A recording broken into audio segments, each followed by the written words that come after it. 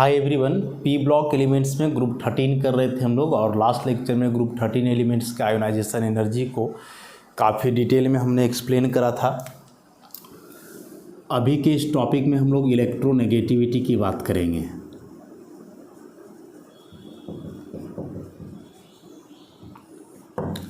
Ionisation energy को भूलेंगे नहीं, उसका थोड़ा सा यहाँ यूज है तो उसको लिख ही लेते हैं हम लोग। बोरोन, एल्यूमिनियम, गैलियम, इंडियम और थैलियम, इसका कितना था 801, इसका 577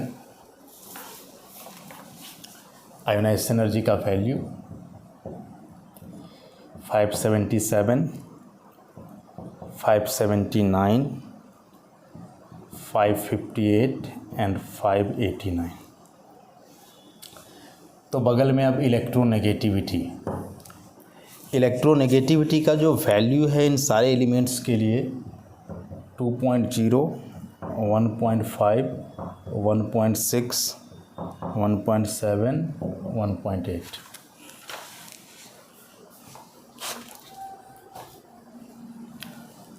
What do you mean by electronegativity? Ability of a bonded atom to attract the shared pair electrons towards itself। कि यदि दो एटम्स हैं ए और बी, दोनों मिलकर के एक बॉन्ड बनाया है, तो इस बॉन्ड में दो इलेक्ट्रॉन्स होंगे, एक ए का और दूसरा बी का।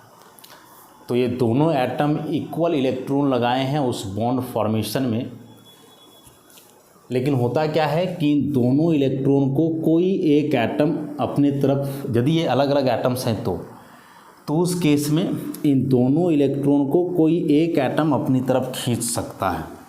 मान लो कि दोनों को बी खींच लिया, तो जब दोनों को बी खींच लिया तो अब कुछ ऐसा हो जाएगा, ये इलेक्ट्रॉन तो बीचों बीच नहीं रहेंगे, ऐसे किनारे, और यहाँ आ जाएगा पार्शियल नेगेटिव और यहाँ आ जाएगा पार्शियल पॉजिटिव, ऐसा। तो यह जो टेंडेंसी है इन बॉन्ड के दो इलेक्ट्रॉन्स को अपनी ओर खींचने का, बोरोन का यह जो एबिलिटी आया बॉन्डेड इलेक्ट्रॉन को अपनी ओर खींचने का, this ability is called electronegativity. तो अब बात आता है कि यह किन फैक्टर्स पे डिपेंड करेगा। तो वही सारे फैक्टर्स होंगे जो आयोनाइजेशन एनर्जी के लिए थे, कि ये दो इलेक्ट्रॉन को बोरोन खींच रहा है, तो क्यों खींच रहा है बोरोन को, इलेक्ट्रॉन का, बोरोन बोल रहे हैं यहाँ, माने जो भी एटम है बी, यह दो इलेक्ट्रॉन को क्यों खींच रहा है, इसको इलेक्ट्रॉन की इतनी भूख क्यों है। तो देखो, इलेक्ट्रॉन खींचने से केवल नहीं होता है, इलेक्ट्रॉन खींचने से केवल नहीं होता है।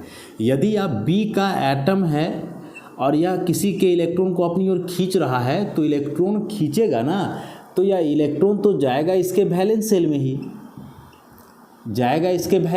ही, और वैलेंस सेल में यह इलेक्ट्रॉन जाता है, तो वैलेंस सेल में इलेक्ट्रॉन जाने के बाद इसका कितना अट्रैक्शन होता है न्यूक्लियस के तरफ, वह डिटरमाइन करता है इसके इलेक्ट्रॉन खींचने का एबिलिटी। मान के चलो कि यहाँ जो इलेक्ट्रॉन गया वह न्यूक्लियस की तरफ स्ट्रांगली अट्रैक्ट हो रहा है, तो इलेक्ट्रॉन हमेशा जाना चाहेगा यहाँ, तो इस केस में इस एटम का इलेक्ट्रोनेगेटिविटी ज़्यादा होगा।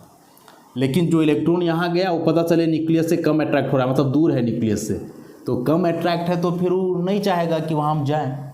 तो इसमें भी वही कहानी हो गया कि यदि दूसरा एटम है जो बड़े साइज का है, इलेक्ट्रॉन यहाँ आया, तो यहाँ आया तो न्यूक्लियस से दूर है तो यहाँ वीक अट्रैक्शन होगा और यहाँ स्ट्रॉन्ग अट्रैक्शन होगा, ऐसा।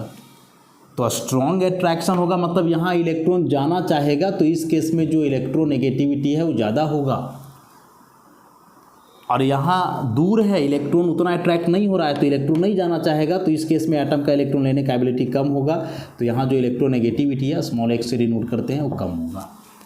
तो कहने का मतलब कि इलेक्ट्रोनेगेटिविटी भी कहीं ना कहीं हम लोग देख रहे हैं साइज का उल्टा है, कि साइज छोटा तो इलेक्ट्रोनेगेटिविटी ज़्यादा, साइज बड़ा तो इलेक्ट्रोनेगेटिविटी कम। तो इलेक्ट्रोनेगेटिविटी जो है एक्स से डिनोट करते हैं, ये भी इन्वर्सली प्रोपोर्शनल हुआ किसका, साइज का। साइज कम तो इलेक्ट्रोनेगेटिविटी ज़्यादा, और साइज ज़्यादा तो इलेक्ट्रोनेगेटिविटी कम।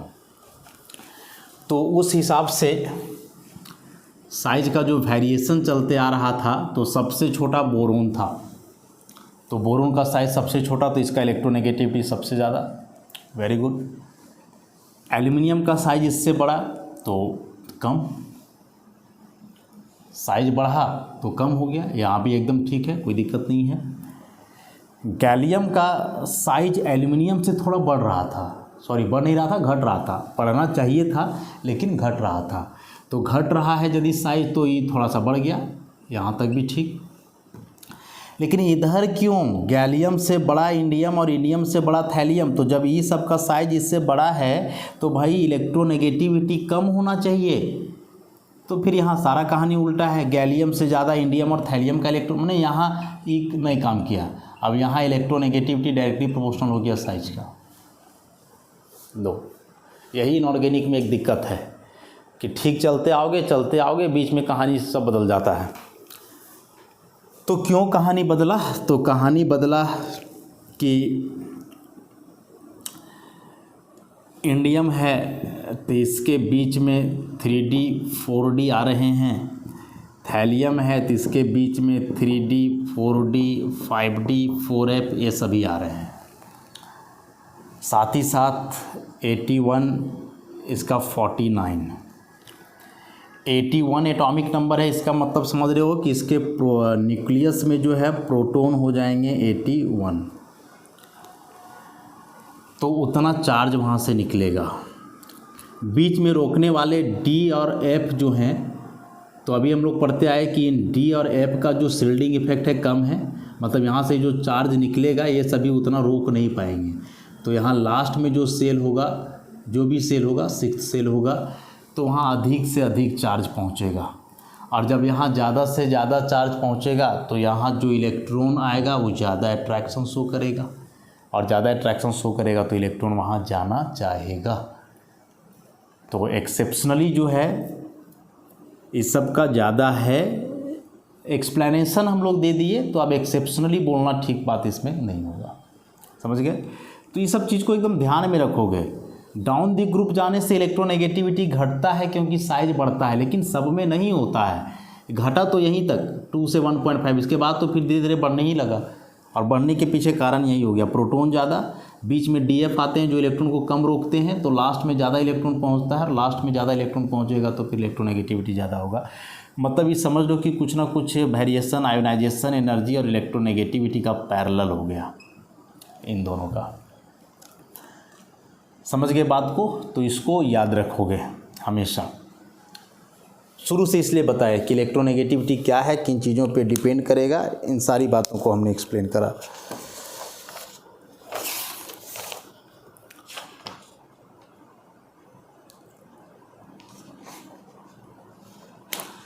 नेक्स्ट आता है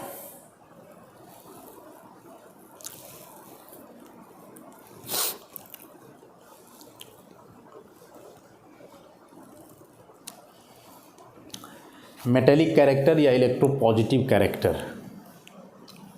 इलेक्ट्रोनेगेटिविटी का वेरिएशन तो समझ गए हम लोग। नेक्स्ट इसमें देखते हैं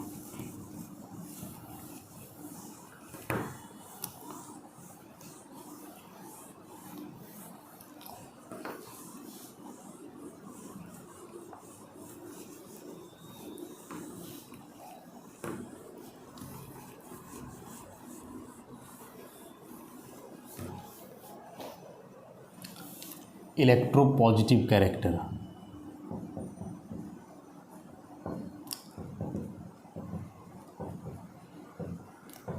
इलेक्ट्रोपॉजिटिव कैरेक्टर को ही हम लोग जो है कोरिलेट करते हैं मेटेलिक कैरेक्टर से, दोनों सेम ही चीज़ होता है। सो इलेक्ट्रोपॉजिटिव कैरेक्टर का मतलब हुआ कि इलेक्ट्रॉन लूज करके पॉजिटिव आयन का फॉर्मेशन करेगा। यदि कोई एलिमेंट अपना इलेक्ट्रॉन लूज करके पॉजिटिव आयन का फॉर्मेशन कर पा रहा है तो बोलेंगे कि उस एलिमेंट में इलेक्ट्रोपॉजिटिव कैरेक्टर है। और यदि वैसा नहीं कर पा रहा है तो बोलेंगे कि उस एलिमेंट में इलेक्ट्रोपॉजिटिव कैरेक्टर नहीं है या कम है। अब जो जितना आसानी से इलेक्ट्रॉन को लूज करके पॉजिटिव आयन बनाएगा मतलब उसमें इलेक्ट्रोपॉजिटिव कैरेक्टर उतना ज़्यादा है। और यह इलेक्ट्रॉन लूज करने का टेंडेंसी तो डिटरमाइन करता है आयोनाइजेशन एनर्जी है। जो इलेक्ट्रॉन लूज करने का टेंडेंसी होता है वह इन्वर्सली प्रोपोर्शनल होता है आयोनाइजेशन एनर्जी का।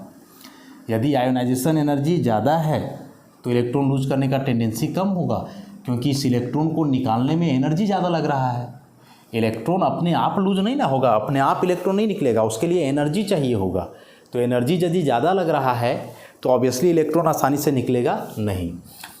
तो आयोनाइजेशन एनर्जी के आधार पे इसको डायरेक्ट कोरिलेट कर लें। तो अभी हमने लिखा था बोरोन का आयोनाइजेशन एनर्जी था सबसे ज़्यादा, इसके बाद था किसका, थैलियम का, इसके बाद आयोनाइजेशन एनर्जी किसका था, थैलियम के बाद अभी जो हम लोग लिखे थे इसमें, हाँ बोरोन का सबसे ज़्यादा, उसके बाद थैलियम था, देन गैलियम, एल्यूमिनियम और सबसे कम था इंडियम का। अच्छा, तो इलेक्ट्रोपॉजिटिव कैरेक्टर का कहानी तो और जाना चाहिए। यह था आयोनाइजेशन एनर्जी का ट्रेंड। तो इलेक्ट्रोपॉजिटिव कैरेक्टर ऐसे हो जाना चाहिए, बोरोन से ज़्यादा थैलियम, थैलियम से ज़्यादा गैलियम, इससे ज़्यादा एल्यूमिनियम और इससे ज़्यादा इंडियम। इलेक्ट्रोपॉजिटिव कैरेक्टर यही होना चाहिए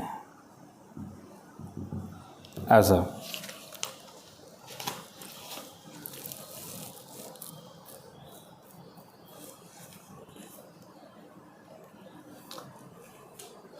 तो बोरोन का तो सबसे कम होगा, बिल्कुल सही है, ठीक। बोरोन से ज़्यादा इलेक्ट्रोपॉजिटिव एल्यूमिनियम है, ये भी ठीक। एल्यूमिनियम के बाद देख रहे हो कि थैलियम और गैलियम कम इलेक्ट्रोपॉजिटिव है, मैंने एल्यूमिनियम के तुलना में थैलियम और गैलियम आसानी से इलेक्ट्रॉन लूज नहीं करेंगे। सबसे ज़्यादा इंडियम का दिखा रहा है, तो इंडियम यहाँ नहीं रहेगा, सबसे ज़्यादा इलेक्ट्रोपॉजिटिव कैरेक्टर हो जाएगा एल्यूमिनियम का। एल्यूमिनियम से कम होगा इस सब का, और वही सारा फैक्टर जो बीच में डी ऑर्बिटल वगैरह आ गया है तो कम रोकेगा, लास्ट में ज़्यादा इलेक्ट्रॉन जाएगा, न्यूक्लियर चार्ज वगैरह, तो उन सारे फैक्टर्स पे डिपेंड करेगा। मतलब यहाँ तक ठीक है, जो इंडियम सबसे ज़्यादा इलेक्ट्रोपॉजिटिव हो रहा है वो नहीं होगा, वो एल्यूमिनियम से कम ही होगा, बस इतना जानो। एल्यूमिनियम आसानी से इलेक्ट्रॉन लूज करेगा, किसके तुलना में, इंडियम के तुलना में। इसमें डी ऑर्बिटल नहीं आता है, इसमें डी ऑर्बिटल आता है। तो डी ऑर्बिटल आता है मैंने कम रुकेगा चार्ज, तो लास्ट में ज़्यादा पहुंचेगा, तो इसका लास्ट वाला इलेक्ट्रॉन ज़्यादा अट्रैक्ट होगा, तो आसानी से लूज नहीं कर पाएगा, तो इलेक्ट्रोपॉजिटिव कैरेक्टर क्या होगा, कम। तो रूल के अनुसार तो जो इलेक्ट्रोपॉजिटिव कैरेक्टर है उसमें बेसिक हम लोग पढ़ें कि डाउन द ग्रुप जाने से इलेक्ट्रोपॉजिटिव कैरेक्टर बढ़ता है, मतलब थैलियम सबसे ज़्यादा इलेक्ट्रोपॉजिटिव नेचर का होना चाहिए, बिल्कुल नहीं होगा। कौन ज़्यादा होगा, एल्यूमिनियम होगा। तो इलेक्ट्रो नेगेटिविटी या इसको बोले आयोनाइजेशन एनर्जी से कंपेयर करके समझोगे तब, direct down the group size वगैरह वाला बात देखोगे तो नहीं पता चलेगा। इसलिए इसको याद रखना कि इलेक्ट्रोपॉजिटिव मतलब इलेक्ट्रॉन लूज करने का टेंडेंसी, और इलेक्ट्रॉन लूज करने का टेंडेंसी आयोनाइजेशन एनर्जी का इन्वर्सली प्रोपोर्शनल है। बोरोन का आयोनाइजेशन एनर्जी सबसे ज़्यादा, तो इलेक्ट्रॉन सबसे कम लूज करेगा, तो लिस्ट इलेक्ट्रोपॉजिटिव एलिमेंट हो गया boron, and most electropositive aluminium. Ionisation energy इसका ये सबसे कम तो नहीं है, लेकिन बीच में जो फैक्टर आ जाएगा शिल्डिंग इफेक्ट वगैरह, उसके वजह से ही हो जाना है। नेक्स्ट काफ़ी इम्पॉर्टेंट प्रॉपर्टी, उसको हम लोग डील करते हैं। अच्छा, ग्रुप 2 के तुलना में कंपैरिजन करोगे, ग्रुप 2 के तुलना में यदि कंपैरिजन करोगे तो क्या होगा, ज़्यादा इलेक्ट्रोपॉजिटिव होगा कि कम होगा।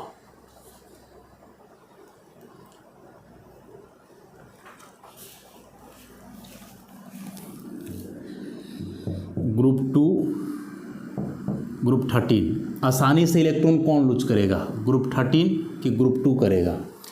तो आयोनाइजेशन एनर्जी वाला वेरिएशन हम लोग देखे थे कि आयोनाइजेशन एनर्जी 1 ज़्यादा था किसका, 2 का। आयोनाइजेशन एनर्जी 1 ज़्यादा था 2 का, कम था 13 का। इसका मतलब एक इलेक्ट्रॉन लूज करना हो तो उस एक इलेक्ट्रॉन को लूज करने का टेंडेंसी 13 वाले के पास ज़्यादा होगा, 2 वाले के पास कम। लेकिन आयोनाइजेशन एनर्जी 2 में कहानी उल्टा था, ये बहुत ज़्यादा था आयोनाइजेशन एनर्जी 2 इसके तुलना में। तो मैंने दूसरा इलेक्ट्रॉन निकालना हो तो फिर अब ग्रुप 2 वाला से आसानी से निकलेगा। तो जब ओवरऑल ये दोनों को मिलाओगे तो इलेक्ट्रोपॉजिटिव कैरेक्टर भागेगा किसके तरफ, ग्रुप 2 के तरफ। यहाँ ना इलेक्ट्रोपॉजिटिव कैरेक्टर आयोनाइजेशन एनर्जी पे डिपेंड कर रहा है। तो आयोनाइजेशन एनर्जी तो काफ़ी एक्सप्लेन किए थे हम लोग, तो उसमें से देखे थे कि ग्रुप 2 एलिमेंट का फर्स्ट आयोनाइजेशन एनर्जी ज़्यादा है, तो ज़्यादा है मैंने इलेक्ट्रॉन कम लूज करेगा। लेकिन सेकेंड आयोनाइजेशन एनर्जी ग्रुप 13 का ज़्यादा है, तो इस हिसाब से यहाँ ग्रुप 13 कम लूज करेगा। तो 1 और 2 दोनों को कंबाइंड करोगे तो उस हिसाब से ग्रुप 2 का इलेक्ट्रॉन लूज करने का टेंडेंसी ज़्यादा होगा, मतलब उसका आयोनाइजेशन एनर्जी ओवरऑल कम हो जाएगा ग्रुप 13 से। तो उस केस में इलेक्ट्रोपॉजिटिव ज़्यादा होंगे ग्रुप 2 के एलिमेंट्स, मतलब group 13 elements are less electropositive than the corresponding element of group 2।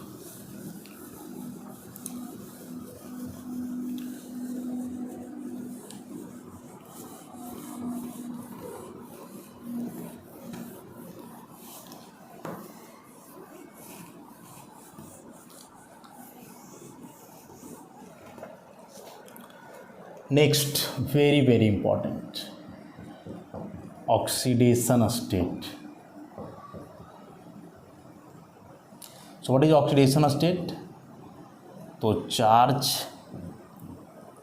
appears on an atom after losing or accepting electron.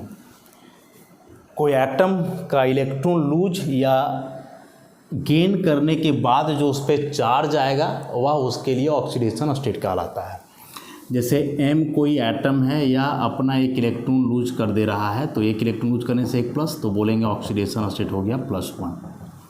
लेकिन वही M कोई एटम है, वह इलेक्ट्रॉन लूज नहीं बल्कि गेन करे तो एक माइनस आ जाएगा, तो बोलेंगे ऑक्सीडेशन स्टेट -1।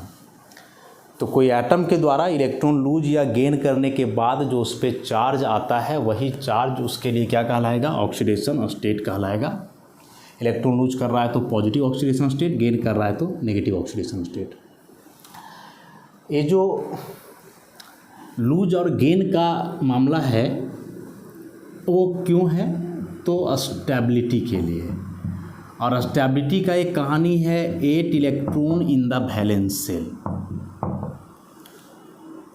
अब जो ग्रुप 13 एलिमेंट हम लोग पढ़ते हैं, सबका वैलेंस शेल में 3 इलेक्ट्रॉन है in the form of NH2NP1।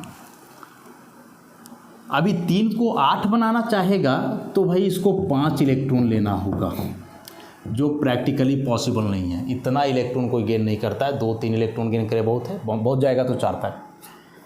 तो बदले में 5 इलेक्ट्रॉन गेन ना करके क्या करेगा, 3 लूज कर देगा। और जब यहाँ ग्रुप 13 के एलिमेंट इलेक्ट्रॉन लूज करने वाले हैं तो ऑब्वियसली कैसा ऑक्सीडेशन स्टेट होगा, पॉजिटिव ऑक्सीडेशन स्टेट। तो एक बात अभी तक हम लोग समझ गए कि ग्रुप 13 एलिमेंट्स का पॉजिटिव ऑक्सीडेशन स्टेट होगा, और पॉजिटिव ऑक्सीडेशन स्टेट तब आता है जब इलेक्ट्रॉन लूज। तो ये इलेक्ट्रॉन लूज ही क्यों करेंगे, क्योंकि इनके वैलेंस शेल में इलेक्ट्रॉनों की संख्या कम है। स्टेबिलिटी के लिए वैलेंस शेल में 8 इलेक्ट्रॉन्स चाहिए होते हैं, लेकिन ये 3 को 8 कर पाना असंभव है। इसके लिए 5 इलेक्ट्रॉन इसको लेना होगा, और उतना नहीं हो पाएगा। 5 इलेक्ट्रॉन लेने से नहीं होगा, ये 5 इलेक्ट्रॉन को संभाल करके रखना, मतलब ये 5 इलेक्ट्रॉन जो जाएंगे वे न्यूक्लियस की तरफ अट्रैक्ट ढंग से होंगे नहीं होंगे, इस सब के आधार पे 5 इलेक्ट्रॉन लेना तो पॉसिबल नहीं होता है। तो जब ये 5 इलेक्ट्रॉन ले नहीं पाएंगे तो 3 दे देंगे, क्योंकि ये 3 देने के बाद इनके पास फिर से नोबल गैस ही बचेगा ना। एल्यूमिनियम लेते हो 13, इसके पहले एक नोबल गैस है नियॉन 10, और इसके बाद एक नोबल गैस है आर्गन 18। तो नियॉन जैसा बनना इसके लिए आसान है कि आर्गन के लिए जैसा। सोच लो 13 को 18 बनाना पॉसिबल है कि 13 को 10 बनाना ज़्यादा पॉसिबल है, तो 10 बनाना ज़्यादा पॉसिबल है। और इसके लिए 3 इसको लूज करना पड़ेगा, यहाँ जाने के लिए 5 गेन करना पड़ता। तो नोबल गैस लूज करके भी बन रहा है, गेन करके भी बन रहा है, लेकिन गेन करना ज़्यादा डिफिकल्ट है, इसके लिए ज़्यादा करना पड़ेगा, और लूज कम करना पड़ेगा, तो आसानी से लूज करके बन सकता है। तो कहने का मतलब है कि ये जो ग्रुप 13 के एलिमेंट्स हैं, इनका वैलेंस शेल में 3 इलेक्ट्रॉन्स हैं, और ये जो 3 इलेक्ट्रॉन्स हैं, ये तीनों इलेक्ट्रॉन को ये लूज करेंगे नोबल गैस का कन्फिग्रेशन लाने के लिए, स्टेबिलिटी लाने के लिए। तो उस हिसाब से जो इनका ऑक्सीडेशन स्टेट है वह +3 होगा। मान लिया जाए कि M कोई ग्रुप 13 का एलिमेंट है तो कन्फिग्रेशन NH2 NP1, तो ये 3 इलेक्ट्रॉन लूज कर देंगे तो M पे आ जाएगा 3+, तो ऑक्सीडेशन स्टेट यहाँ हो जाएगा +3, दिस वन। लेकिन रिजल्ट्स कुछ और ही बताते हैं कि +3 के अलावे ये +1 ऑक्सीडेशन स्टेट भी शो करते हैं। Element oxidation state boron, aluminium, gallium, indium, thallium, +3 +3 +1 +3 +1 +3 +1 +3। अभी जितना बात हम बताए कि ये सारे एलिमेंट्स इलेक्ट्रॉन लूज ही करेंगे, क्यों? क्योंकि लूज करके ये आसानी से नोबल गैस की ओर जा रहे हैं, स्टेबिलिटी को प्राप्त कर रहे हैं। तो स्टेबिलिटी तो प्राप्त करेंगे ये तीनों इलेक्ट्रॉन लूज करके, तो सब पे +3 तो बहुत बढ़िया था, ये सब ठीक था। तो फिर +1 कहाँ से? गैलियम 3 के बदले बोल रहा है 1 ही लूज करेगा, ई भी 3 के बदले 1 करेगा, ई भी, और इवेन की 3 लूज करे उससे ज़्यादा बेहतर ही समझेगा 1 ही लूज करने में। मतलब इसके लिए 1 इलेक्ट्रॉन लूज करना ज़्यादा बेहतर है 3 की तुलना में। इस सब में तो ऑप्शन ही नहीं है, सब 3 का तीनों ही करेगा। तो ये सब के पास फिर ऑप्शन क्यों आया? इन सबों के पास ऑप्शन क्यों आया? ये सब 2 प्रकार का ऑक्सीडेशन स्टेट क्यों शो कर रहे हैं, +1 भी और +3 भी? क्यों, क्या वजह रहा होगा इनके पास?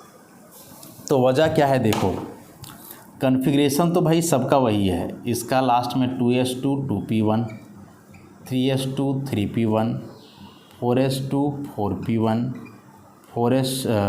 5s2 5p1, 6s2 6p1, ठीक है। तो थैलियम का हम लेकर के चलते हैं, लास्ट में है 6s2 6p1।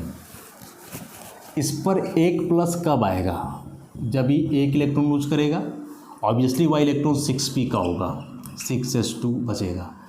अगेन फिर यह 2 इलेक्ट्रॉन और लूज करे ऐसे, तब जा कर के इस पर 3+ आ जाएगा, और अब 6s में भी इलेक्ट्रॉन नहीं बचेगा, 6s भी 0 हो गया, 6p भी 0 हो गया, ऐसा। लेकिन सवाल यहाँ से आता है अब कि ये 2 लूज होंगे तब ना, S वाले 2 इलेक्ट्रॉन लूज होंगे तब ना, P वाले तो हो जाएंगे, कोई दिक्कत नहीं है। तो सर इस सब में भी तो कहानी वही था, एल्यूमिनियम का लेकर के चलेंगे तो इसका 3s2 है 3p1 है, तो E क्यों नहीं 1 इलेक्ट्रॉन लूज करके पहले Al+ बनाता है, 3s2 और 3p 0 करता, उसके बाद ये भी 2 इलेक्ट्रॉन निकालता, देन Al++ बनाता, 3s0 और 3p 0, मतलब इसका भी +1 और +3 होना चाहिए, लेकिन नहीं होता है, ये तीनों एक ही बार लूज करता है। तो इस सारा मामला अटका हुआ है इस S का 2 इलेक्ट्रॉन में। P के इलेक्ट्रॉन तो बड़ा आसानी से रिलीज हो जाएंगे, बड़ा आसानी से हो जाएंगे। S में मामला अटका हुआ है कि S का ये 2 इलेक्ट्रॉन नहीं निकलेगा, तब फिर +1 ही शो करेंगे, 1+ आएगा तो +1 ऑक्सीडेशन स्टेट, और S का दोनों निकल जाता है तो 3+ आ गया तो +3 ऑक्सीडेशन स्टेट। तो इस सारा खेला जो है किसका है, S के 2 इलेक्ट्रॉन्स का है। P का कोई गलती नहीं है, वो निकल जाएगा, हमेशा निकल जाएगा। तो अब कहानी है कि थैलियम में ही नहीं, मतलब इंडियम, गैलियम और थैलियम तीनों जो है, तो इन तीनों में एक विशेषता है कि ये तीनों हेवियर एलिमेंट हैं। हेवियर एलिमेंट है मतलब इनका एटॉमिक नंबर जो है ज़्यादा है। तो होता वही है, सेम कहानी है कि 6s के पहले इसमें आता है 5d और 4f। अब मान लो कि थैलियम का ई है न्यूक्लियस, 81 प्रोटॉन्स हैं, यहाँ से न्यूक्लियर चार्ज निकल रहा है, F और D का पुअर शील्डिंग इफेक्ट है, कम है, चार्ज यहाँ कम रुकेगा, इसके पास ज़्यादा पहुँच जाएगा। अब ज़्यादा पहुँच जाएगा तो दोनों सिक्स से लिए, लेकिन सबसे तो अलग है ना S और P, तो उस केस में S के पास ही ज़्यादा पहुँचेगा, P के पास थोड़ा कम इसके तुलना में, तो इसको यहाँ से निकाल पाना आसान होगा। लेकिन S का 2 इलेक्ट्रॉन के पास जब ज़्यादा चार्ज पहुँचेगा तो इधर ज़्यादा अट्रैक्ट होगा, निकलेगा नहीं। तो यह जो S के पास मजबूरी आ गया नहीं निकलने का रीजन कि यहाँ ज़्यादा चार्ज पहुँचा, क्यों? क्योंकि बीच में F और D वाले का शील्डिंग इफेक्ट कम था। तो इस वैलेंस सेल के S का 2 इलेक्ट्रॉन जो अब नहीं निकलेगा बाहर, जो बॉन्डिंग में इन्वॉल्व नहीं होगा, इसके लिए एक स्पेशल टर्म का इस्तेमाल होता है जो कि बहुत ही कॉमन है, इनर्ट पेयर इफेक्ट। पेयर मतलब 2 इलेक्ट्रॉन, तो S में हमेशा 2 होंगे। इनर्ट मतलब अनरिएक्टिव, जो बाहर भीतर नहीं होंगे, बाहर निकलेंगे नहीं, तो नहीं निकल रहे हैं बाहर। और इनके चलते जो प्रभाव पड़ा, क्या प्रभाव पड़ा? ऑक्सीडेशन स्टेट का +1 ज़्यादा बेहतर हो गया इसके लिए +3 के तुलना में। तो ये इनर्ट पेयर इफेक्ट है कि यदि किसी एलिमेंट में वैलेंस सेल के S का 2 इलेक्ट्रॉन यदि बॉन्डिंग में इन्वॉल्व ना हो तो वैसे 2 इलेक्ट्रॉन को इनर्ट पेयर बोलेंगे, और उसके चलते जो प्रभाव आने वाला है वह इनर्ट पेयर इफेक्ट। और ये 2 इलेक्ट्रॉन्स हमेशा S के ही होंगे, P D F के नहीं होंगे, क्योंकि P D और F के तुलना में S न्यूक्लियस से सबसे नज़दीक है, तो मैक्सिमम अट्रैक्शन वही एक्सपीरियंस करेगा और उसी का निकल पाना वहाँ से ज़्यादा मुश्किल होगा। समझ रहे हो बात को? तो यह जो इनर्ट पेयर इफेक्ट है कि S के 2 इलेक्ट्रॉन जो बॉन्ड बनाने में भाग नहीं लेने वाले हैं, यह हमेशा हेवियर एलिमेंट में ऑब्जर्व किया जाता है। अब बोलोगे सर ये काम एल्यूमिनियम में क्यों नहीं हुआ? क्योंकि एल्यूमिनियम के पास बहुत ज़्यादा प्रोटॉन नहीं है भाई, एटॉमिक नंबर 13 है, बहुत ज़्यादा प्रोटॉन नहीं है इसके पास। लेकिन उसके तुलना में इस सब के पास तो बहुत ज़्यादा प्रोटॉन है, और जैसे जैसे तुम नीचे जाते जाओगे एटॉमिक नंबर बढ़ता है, मतलब न्यूक्लियस में प्रोटॉन का संख्या बढ़ेगा। तो हेवियर एलिमेंट जिसमें प्रोटॉनों की संख्या बहुत अधिक होती है, उन एलिमेंट्स में यह ऑब्जर्व किया जाता है इनर्ट पेयर इफेक्ट। और इस इनर्ट पेयर इफेक्ट के कारण S के 2 इलेक्ट्रॉन बॉन्डिंग में इन्वॉल्व नहीं हो पाते हैं, तो बच जाएगा इसके बाद का जो है P वगैरह का वही इलेक्ट्रॉन। तो P में यदि 1 है तो यही 1 इलेक्ट्रॉन लूज होगा, और थैलियम 1+ बनाना ज़्यादा ये करेगा 3+ के तुलना में, मजबूरी है। इसके 2 इलेक्ट्रॉन निकलेंगे नहीं, बोलेगा नहीं निकलेंगे, नहीं निकलेंगे मतलब एनर्जी ज़्यादा लगेगा, ऐसा नहीं है कि नहीं निकलेगा, एनर्जी ज़्यादा लगेगा, बहुत ज़्यादा। समझ रहे हो बात को? तो जैसे किसी भी पर्टिकुलर ग्रुप में हम लोग डाउन जाते हैं नीचे, एलिमेंट का एटॉमिक नंबर बढ़ता है, प्रोटॉनों की संख्या बढ़ती है, और यह प्रोटॉनों की संख्या बढ़ने के वजह से इफेक्टिव न्यूक्लियर चार्ज बढ़ जाता है। और रीजन के बीच में जो F और D आता है ना हेवियर एलिमेंट में, F और D इसमें नहीं आएगा, एल्यूमिनियम में F और D नहीं आएगा, तो इसमें पूरा का पूरा चार्ज पहुंच जाएगा बढ़िया से। और F और D आ गया मतलब कि F और D रोकता कम है भाई चार्ज को, तो रोकता कम है तो पहुंचाएगा बाहर ज़्यादा ना उधर, तो यहाँ ज़्यादा पहुंचेगा तो फिर वही कहानी हो गई, ज़्यादा अट्रैक्ट हो जाएगा। समझ रहे हो? तो इनर्ट पेयर इफेक्ट हमेशा डाउन दी ग्रुप जाने से क्या होता है? बढ़ता है। और जब इनर्ट पेयर इफेक्ट बढ़ेगा तो एक ही इलेक्ट्रॉन लूज करेगा, 3 नहीं कर पाएगा। तो डाउन दी ग्रुप जाने से इनर्ट पेयर इफेक्ट बढ़ रहा है यदि, तो 1 इलेक्ट्रॉन लूज करने का टेंडेंसी बढ़ेगा, 3 इलेक्ट्रॉन लूज करने का टेंडेंसी उसका क्या होगा? घटेगा। सिंपल सी बात है।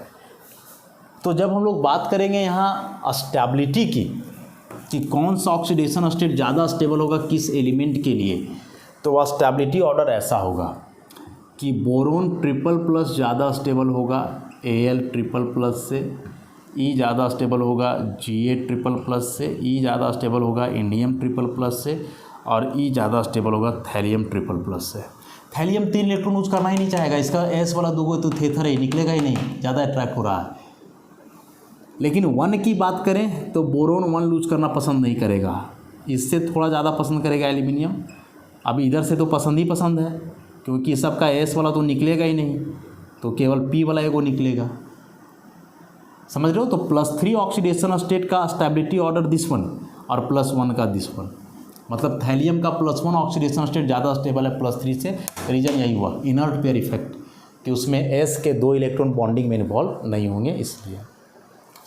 इसके आधार पे कई क्वेश्चंस आते हैं कि थैलियम क्लोराइड ज़्यादा स्टेबल है थैलियम ट्राइक्लोराइड से, क्यों? तो यही कारण देना है कि थैलियम पे यहाँ 1+ है, यहाँ थैलियम पे 3+ है, तो थैलियम का 1+ ज़्यादा है 3+ से, क्यों? इनर्ट पेयर इफेक्ट के चलते एक ही इलेक्ट्रॉन लूज करेगा तो 1+ आएगा तो एक ही एनायन को रखेगा, यहाँ 3 कर देगा तो 3 एनायन को रखेगा, लेकिन 3 कर नहीं पाएगा ना, 3 से ज़्यादा तो आसानी से एक ही लूज करेगा इनर्ट पेयर इफेक्ट की वजह से। तो thallium chloride is always more stable then thallium trichloride TlCl3। इस वजह से बोल रहा है कि यदि थैलियम ट्रिपल आयन है, ठीक, तो ये हमेशा प्रयास करेगा कि 2 इलेक्ट्रॉन गेन करके ये वापस थैलियम 1 में चला जाए। ये 1 फिर 2 इलेक्ट्रॉन लूज करके इसमें आए, बहुत कम संभावना है। इस साइन को समझो कि थैलियम 3+ 2 इलेक्ट्रॉन गेन करके 1+ में बदले, ये एरो बड़ा है मतलब ये ज़्यादा पॉसिबल है, और फिर ये वापस इसमें आ जाए मतलब 2 इलेक्ट्रॉन लूज करके पहले के जैसा, इसका कम। क्यों? क्योंकि ज़्यादा स्टेबल है, मोर स्टेबल, ये है लेस स्टेबल। तो यह थैलियम ट्रिपल+ इलेक्ट्रॉन गेन करने का टेंडेंसी ज़्यादा रख रहा है, और जो इलेक्ट्रॉन गेन करेगा वो खुद रिड्यूस होगा और दूसरे को ऑक्सीडाइज करेगा। इसका मतलब ये हो गया ऑक्सीडाइजिंग एजेंट।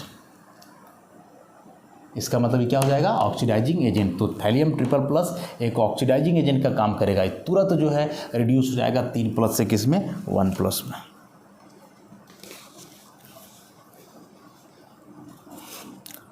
समझ गए बात को?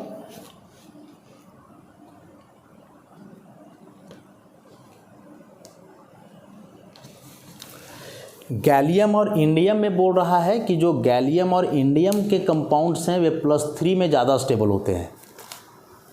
गैलियम और इंडियम वाले +3 में ज़्यादा, थैलियम ही एकमात्र है जो +1 ज़्यादा स्टेबल करता है। इसके अलावा गैलियम और इंडियम का +3 ज़्यादा स्टेबल होता है। तो जैसे बोल रहा है कि गैलियम का कोई कंपाउंड है ऐसे, इसका यहाँ ऑक्सीडेशन नंबर +1 है, तो तुरंत रेडॉक्स रिएक्शन करेगा और ये बदल जाएगा 2 गैलियम + GaX3 +3। +1 से ज़्यादा स्टेबल इसके लिए +3 है, इसलिए अपने आप ही रिएक्शन होगा इसमें। यहाँ जा कर के ये ऑक्सीडाइज कर गया, लेकिन यहाँ 0 है तो इसमें रिड्यूस भी कर गया। मतलब यहाँ हो जाना है सेल्फ रेडॉक्स रिएक्शन, मतलब डिस्प्रोपोर्शनेशन रिएक्शन। तो गैलियम यदि +1 में है तो हमेशा डिस्प्रोपोर्शनेशन शो करेगा, क्योंकि इसके लिए +1 से ज़्यादा स्टेबल होता है +3, तो ये +3 में बदलेगा तो उस दरमियान इसका 0 भी आ जाएगा। तो एक ही एलिमेंट का यदि 2 से ज़्यादा ऑक्सीडेशन स्टेट हो, +1 भी है, 0 भी है, +3 भी है, तो ऐसे रिएक्शन को हम लोग डिस्प्रोपोर्शनेशन रिएक्शन या सेल्फ रेडॉक्स रिएक्शन के नाम से जानते हैं। बोल रहा है कि गैलियम का जो है ना एक ऑक्सीडेशन स्टेट और ऑब्जर्व किया गया है +2। गैलियम के लिए ये तो दोनों था ही +1 और +3, इसके अलावा +2 भी ऑब्जर्व किया गया है, और उसके लिए एक स्पेशल कंपाउंड है GaCl2। हालांकि बोल रहा है कंपाउंड का ओरिजिनल एग्जिस्टेंस ऐसा है Ga फिर GaCl4, और GaCl4 में देखोगे तो अलग अलग है ये। हाँ, अलग अलग है मतलब कि यहाँ गैलियम मोनोएटॉमिक है, मोनोवैलेंट है 1+, और जो अंदर में गैलियम है GaCl4 यहाँ +3 है, क्योंकि कॉमन तो यही ना है +1 और +3, तो स्क्वायर ब्रैकेट के बाहर वाला का +1 चार्ज होता है और अंदर वाला का +3 होता है। तो यहाँ से एवरेज निकाला गया है कि +1 +3 और 2 गैलियम है तो 2 से भागा दे दो +2 और तब +2 आया। तो इंडिपेंडेंट रूप से इसका +2 नहीं है, बल्कि यह एक एवरेज ऑक्सीडेशन स्टेट है कि GaCl2 एक आइसोलेटेड कंपाउंड नहीं है, नेचुरली यह ऐसे एग्जिस्ट करता है और इसमें जो दो प्रकार के गैलियम हैं उनका ऑक्सीडेशन स्टेट +1 और +3, तो ये दोनों का एवरेज निकाला गया है, तब आया है क्या +2। तो इस तरह से इस ऑक्सीडेशन स्टेट वाले टॉपिक को भी काफ़ी डिटेल में एक्सप्लेन करा हमने। ऐसे ही पढ़ोगे आप, कई प्रकार के क्वेश्चंस इसमें आने वाले हैं, तो ढंग से इसको कर लेना है। नेक्स्ट लेक्चर में जो है इसको हम लोग आगे बढ़ाएंगे। तो आज के लिए इतना ही, धन्यवाद।